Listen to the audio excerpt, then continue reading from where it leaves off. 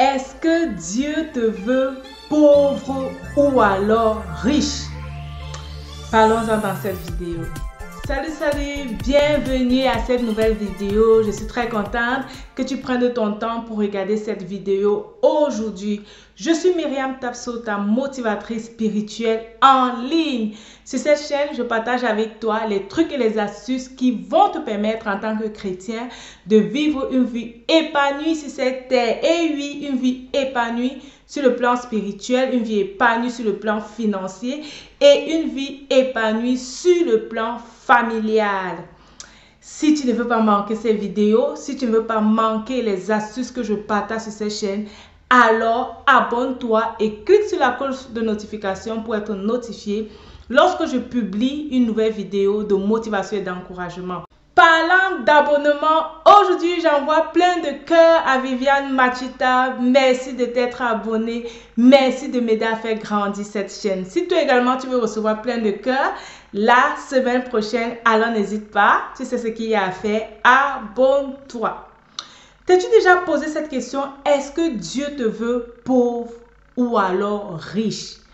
Waouh, ça c'est réellement la question à se poser lorsqu'on parle de richesse, lorsqu'on parle d'épanouissement sur le plan financier, lorsqu'on connaît les passages bibliques qui parlent de la pauvreté et qui nous montrent en fait que forcément l'argent n'est pas ce qu'il faut toujours chercher. Alors je me suis penchée sur la question également, je te l'assure. Et je veux que tu continues de réfléchir parce que dans cette vidéo, oui, ceux qui sont habitués le savent, je ne dis pas c'est vert, c'est rouge forcément, toujours. Parce qu'il y a justement les cas qui peuvent nous faire croire que Dieu nous veut pauvres, mais il y a aussi les cas qui peuvent nous faire croire que Dieu nous veut riches. Dans notre semaine de gratitude sur les finances, nous allons réellement parler des finances et parler des finances à la lumière de la parole de Dieu tel que Dieu veut. Et si toi également, tu veux assister à ce challenge, rejoins-nous dans le groupe WhatsApp. Je mets le lien du groupe WhatsApp dans la description et aussi dans les commentaires. N'hésite pas, rejoins-nous dans ce groupe. Nous allons réellement venir parler des finances et apprendre à rendre gloire à Dieu pour nos finances. Ce que je crois personnellement, c'est que Dieu voudrait que nous prospérons. Et un signe palpable de la bénédiction de Dieu, comme ma coach aime bien dire, ma coach Marthe Karine, un signe palpable de la bénédiction de Dieu dans le cercle présent, c'est lorsque tu es riche. Lorsque tu ne manques de rien, lorsque tu peux pourvoir à tes besoins et pourvoir également aux besoins des autres. C'est à ça que Dieu nous appelle. Lorsque Dieu nous dit que nous sommes la lumière, nous sommes là pour éclairer. Il y a des gens qui auront besoin de cet éclairage financier. Il y a des gens qui ont des très bons projets, mais qui ne peuvent pas concrétiser leurs projets, bien qu'étant enfants de Dieu, parce qu'ils n'ont pas des finances, ils n'ont pas de la liquidité. Ok? Et toi, en tant que la lumière, ayant cette liquidité, tu peux les aider également à briller. Donc, ta lumière peut les amener à briller. Ok? Donc, je crois personnellement qu'avec Dieu, nous sommes appelés à faire des exploits dans tous les domaines. Ça veut dire quoi? Même dans le domaine financier, parce que c'est un domaine également important, nous sommes appelés à faire des exploits. Alors, pour répondre à la question encore, est-ce que Dieu te veut pauvre ou riche?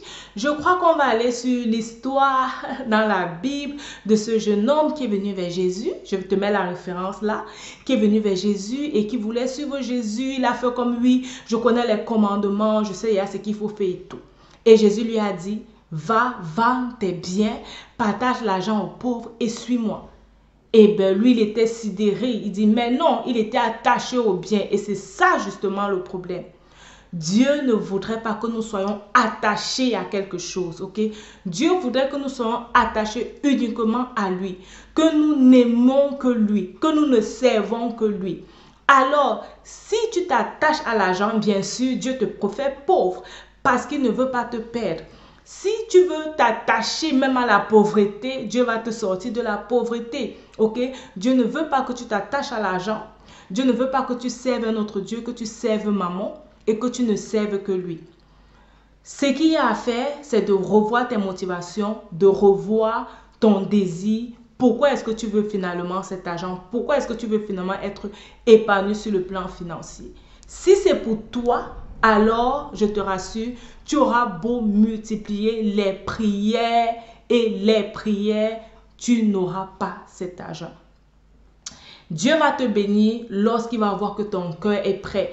Non pas seulement à bénir d'autres personnes, mais parce que ton cœur est également prêt à être attaché uniquement à lui. Ça veut dire quoi? Ça veut dire que tu peux vraiment demander l'argent pour dire, oh Seigneur, je veux ouvrir un orphelinat, je veux créer un hôpital, je veux faire ceci. Dieu connaît ton cœur. Et si cet hôpital va te détourner de lui, vaudrait mieux vraiment que tu n'aies pas cet argent. Alors pour Dieu, ce qui est important, c'est ton cœur. Si cette action que tu veux poser va te détourner de lui, parce que tu vas t'accrocher à cette action, tu vas élever ton nom en disant que je suis devenu un tel, je suis devenu une telle, alors Dieu ne va pas te donner cet argent. Donc, quelle est la motivation de ton cœur? Dieu voudrait que tu prospères, et si dans le domaine financier, donc que tu aies de l'argent, alors que tu sois riche. Rappelle-toi, ta vie est un don de Dieu et la façon dont tu la vis, c'est un don que tu fais à Dieu. Que Dieu te bénisse et à la prochaine sur Vie de gratitude. Bye bye.